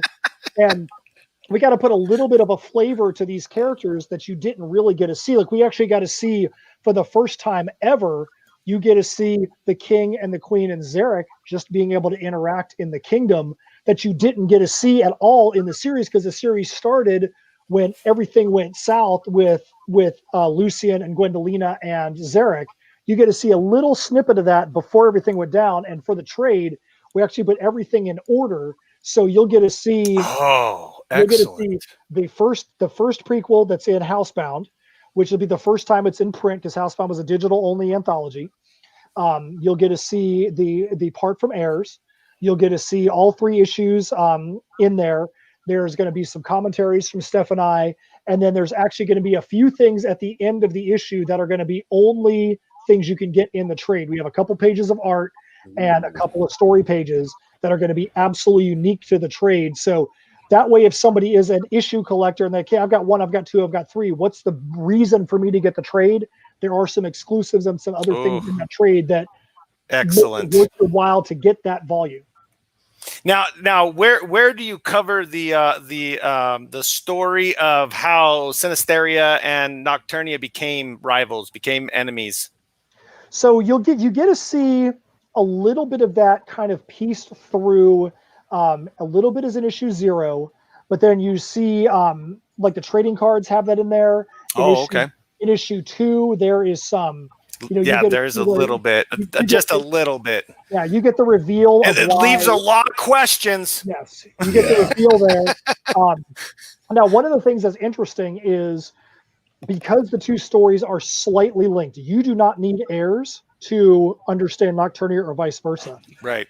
But as a reader, if you have both, you're like, man, if the people in Heirs of Isildur knew about King Lucian, they might have acted a little bit differently towards him. As somebody who reads Nocturnia, you're like, man, I've read Heirs of Isildur. If the people in Nocturnia knew what happened with Lucian, they may have reacted a little differently as well, because in Nocturnia, all they see is Lucian get on his horse and ride off into the distance. Right. They don't know what happened to him. So when they go and find his campsite and they see it charred, they're like, it has to be the fire breathers, has to be the dragons from Sinisteria. Those bastards kidnapped our king. You know from Heirs that he went through a portal and he became part of another storyline, that Sinisteria had nothing to do with it. But because these guys use the knowledge that they have of the scenario that they're in, they're like, it was Nocturnia, the Sinisteria, they had to do it. So they go out and they make decisions based on that. So as a reader, you have a whole different view of everything that's going on. You're like, oh, I mean, these people are making some dumb decisions, but they just don't know any better. Yeah, which is really a good reason, because that adds complexity and it adds depth to your guys' storytelling, which is it's just awesome. It's another great reason why people really want to go out. Be sure to get the issues of Heirs of Isildur and Tales of Nocturnia, because you want that experience of being able to culminate the two together and see how things can adjust. And the cool thing is you have this story of a time travel and steampunk, and you're pulling a character from a whole nother realm, which is really, really awesome. I mean, it's not even a timeline. It's like more like dimension stuff. You know what I mean? It's different dimensions and different, total different realms, if you will, which is really, really impactful. So when you get all that by supporting these creators and buying the actual Heirs of Isildur, or Isildur, sorry, Heirs of Isildur. Steph busted me. Check that out. She's all laughing at me. No, you right have off the bat. the whole show though, so it's okay. You get a freebie. You're so kind. Thank you. But if you get those and you back them on their Kickstarter and get all this extra content, the scope is really going to bring awareness to to the story and to what they're doing. And I'll tell you, it's going to add to your experience tenfold. Because the little snippets that I've had has just been awesome. It's just been awesome. Man, I really, really, really want to read some more. I definitely appreciate that. I just put a name of a tier in the chat. It's called Execute Some Trades. If somebody's like, man, I just want to get some good books, Execute Some Trades gets you both of the trade paperbacks. Oh, awesome. And one of the things that we want to make sure people know is that while we're trying to get to these stretch goals, we really want to be able to give back to you guys. Right now we're 4 backers away from the most backers we've ever had. When we get to 148, we're going to give everybody a link, or never, once we get to the end of the campaign, we're going to give everybody the ability to have the a digital link that's going to be for anybody that has backed any tier. If you're a digital or physical backer, you're going to get that added into what your haul is at the end. So people may look at it and go, oh man, $12 to get the issue plus shipping, man, that's a lot. Well, you're getting a double issue. If you just get issue 3, you're getting a double issue. You already know that you're going to get both of the holofoil trading cards, which we sell those things if we have any of them left over at our booth for like $5 a piece. I mean, they're rare cards. You're going to get the trading cards. You get to the stretch goal at 6,000. You're going to get another exclusive trading card. You're going to get the digital that we're going to talk about when we get to 6,000. You're going to have access to a lot of these other stretch goals. Like we said, we already have the wooden coasters that our woodworker did. We've got one other item that our woodworker did. We're going to unveil. We have a bunch of cool items that the leather workers did. One of the things that we do that we always try to make sure people know is at the end of our campaigns, a week after it, once all the credit cards have been settled, we'll do a live giveaways. Steph and I'll do it. And we'll say, okay, people that backed by $4,500, anybody that's in by $4,500 has the opportunity to get something. So the thing that people that were in by $4,500 got a chance to get, if you look on the bottom of the campaign, you see the 3 flags that are out there that's got Steven's face and Jesse's face and Brian Arthur Magni, our colorist's face. When we get to that drawing, somebody's going to get an opportunity to get their face drawn and put onto another one of those flags that we put onto our social media pages, because the campaign will be done then, so we can't really put it there, but we'll put it out there so they'll get to be able to be like this person that's in Nocturnia. We've got the ability for people to be drawn in. If somebody wants to get drawn into the issue, there's Draw Me In tiers. We've got a couple of spots that we've worked out. So, hey, if somebody wants to get drawn in, they could be in here or they could be in there. If they don't want to get drawn in, we just make them into a stock character. But we have those things out there that's drawn in or that have the abilities. And if somebody's like, hey, man, I want everything. For issue 1, we had 4 covers. For issue 2, we had 6 covers. For issue 3, there's 6 covers. If somebody's like, man, I'm a completionist, I want everything, you can go out there and you can get one of the completionist tiers. So you can get 16 covers and the trade. And I know it sounds insane. People are like, dude, who wants 16 covers? We actually had people back. Well, they're all unique. Get that. Yeah. We've actually had people go out there collectors. And back tiers. That's and right. they're cool. So. Yeah. Well, and I just noticed that you got Brian Silverbacks that did a couple of covers for book Absolutely, 2. man. Absolutely. And now I Wow. just feel bad considering. Let's see here. Which direction do I got to point? That is one of his sketch covers, and that is one of his sketch covers. So, that's fantastic. Now, just to clarify something. Just to clarify something. So you were saying $12 plus shipping and handling. I'm assuming that's just one of the tiers. Yeah. We're saying if somebody wanted to get in and just get the double issue, it's $12, and people are like, man, that's expensive. We don't sell it for $12 at a table. Well, I just wanted to point out. You can pick up one comic book for $10 at a convention, so that's not expensive at all. Yeah, that's actually a great deal. Yeah, it's $12 plus. Their shipping is plus on there, but the thing is too, that people understand with Kickstarters is that it's not just about selling an issue. To have Stephen Baker and Jesse Hanson and Brian Alframagne working with us, there's a huge art expense.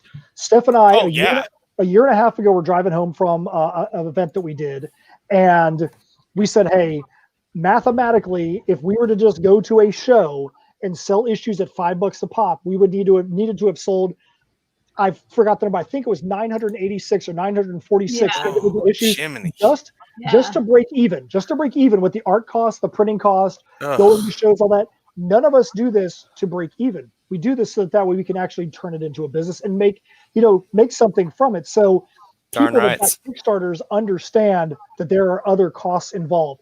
That's why you do things like give people the ability to get drawn into the issue. That's why you do things like, make the exclusive covers, give people the ability, like I'm telling you right now, when the leather workers things come out that are going to be add-on tiers, we might actually make a tier at the end that says, hey, you want to be a dragon master? This is what you want to do. Those dragon masters, those things are... You're so terrible, Fry. Oh my heck. You never hit 5,700. So oh my heck. You're such a bragger. We got to know what's happening next.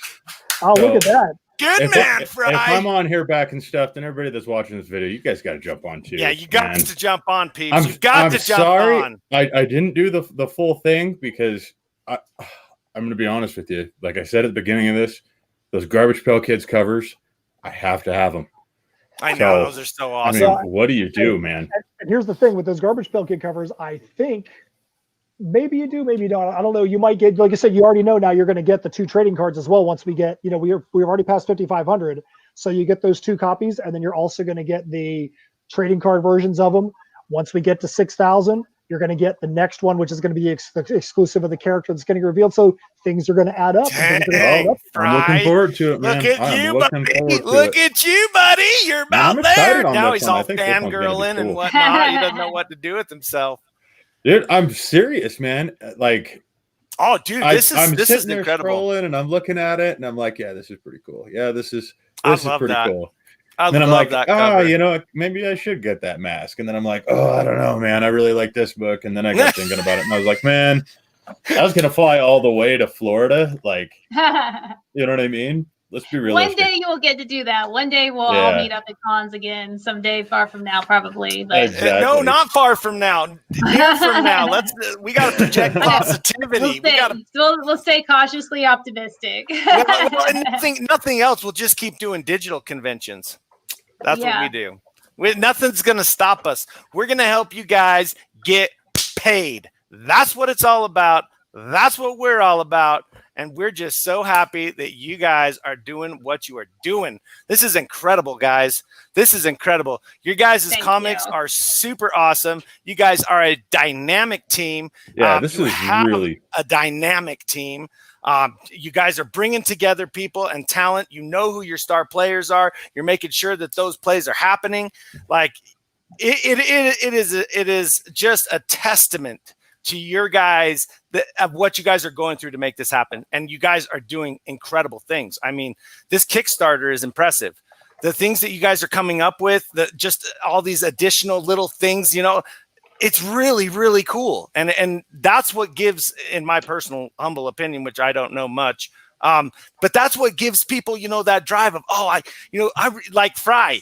He loves collecting the oddities.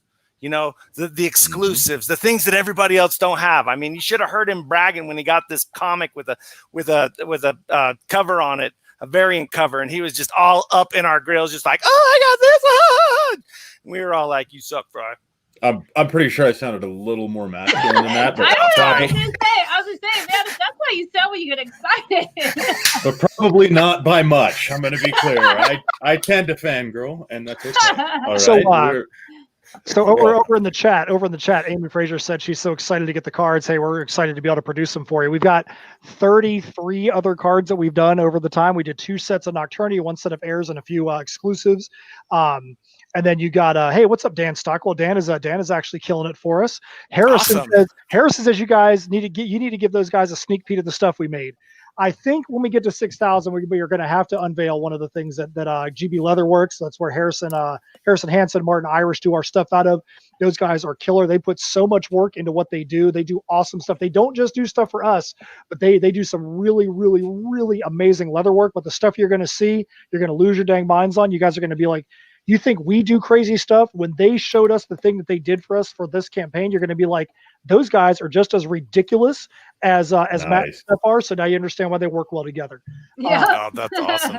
Awesome. I do want to say this. I know we've been talking a lot about our Kickstarter and whatnot. I definitely don't want to get it lost in the fact that your Crypto Comics website, the ability to have the ability to attach links and music videos and things like that to the digital version and to bring a little more flavor to that. That is super awesome. You guys have got something that's really, really cool that's being built right now. Thank you. And I definitely think that when you guys are able, I know you guys said you're in beta right now, when you guys actually are able to get to the full launch, when you're able to get to the full launch, because you're still working some of these things out, when you're able to get to the full launch, I think you have a product that is going to be exciting for the readers. It's going to be able to take it more from just, why do I want to get a digital version? I want to be able to hold something in my hand. Well, that's all fine and good. You can hold a comic book in your hand, but you don't get audio links that you can hit with a comic book in your hand. You can get that on your platform, and that's going to be something that's going to separate you guys from the pack. I'm really excited to see where that goes.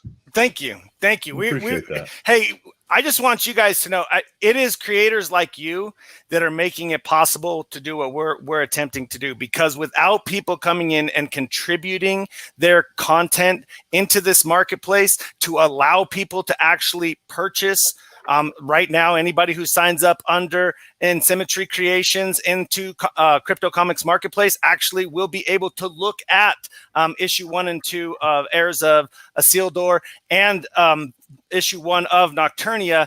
And it's because of creators like you that are doing that to help us. It's allowing us to actually make this marketplace something that will actually make it work for the creators and the fans, and make it a place that we can actually keep the comic book industry alive and make it so creators can make a living doing what they love to do, so we can enjoy these just incredible creations that you guys do. Thank you so much. That means so much to us. Like, you have no idea. And I try not to make these spotlights about us because, I talk a lot if you couldn't tell, but thank you.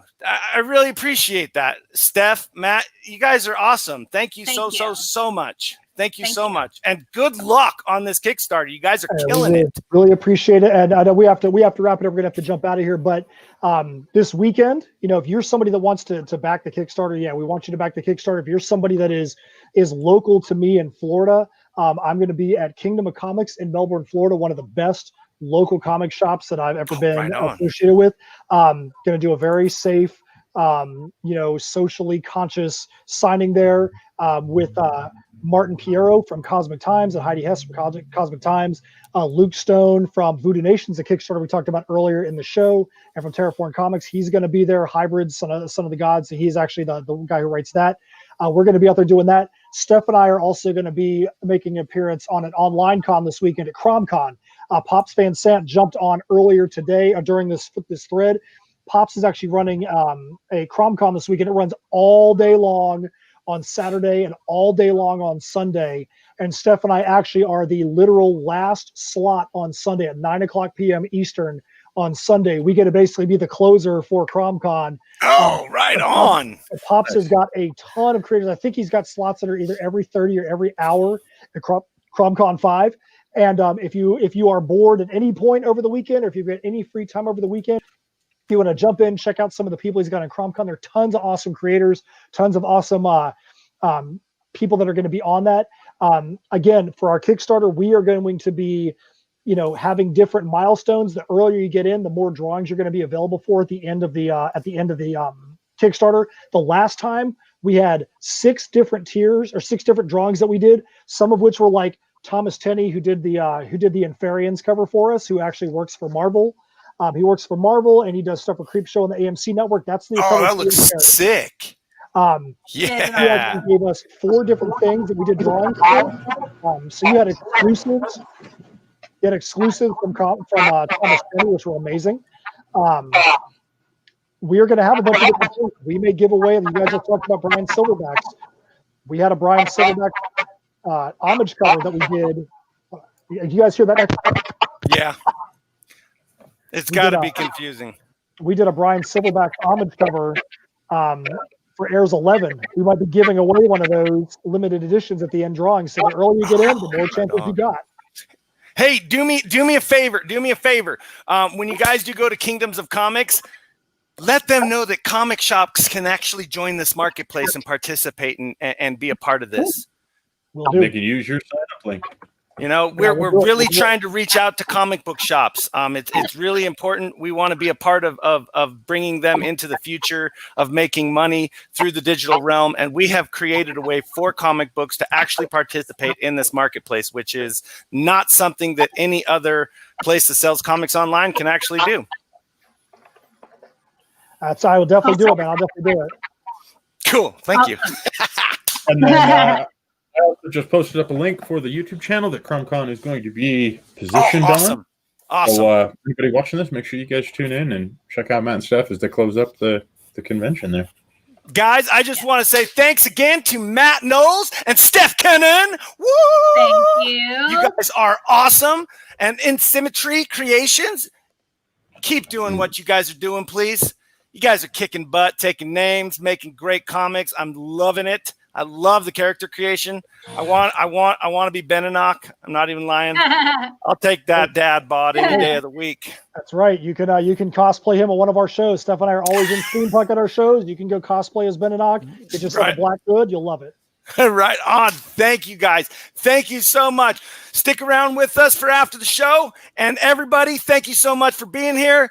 Again, thank you again. And go to these guys' Kickstarter. Support these guys. Let's help creators get paid. This is what it's all about, everybody. Have a great day. I'm going to close it out by putting a video for their Kickstarter while everybody's dropping. So just to make sure everybody has the last chance. See you guys. Yeah.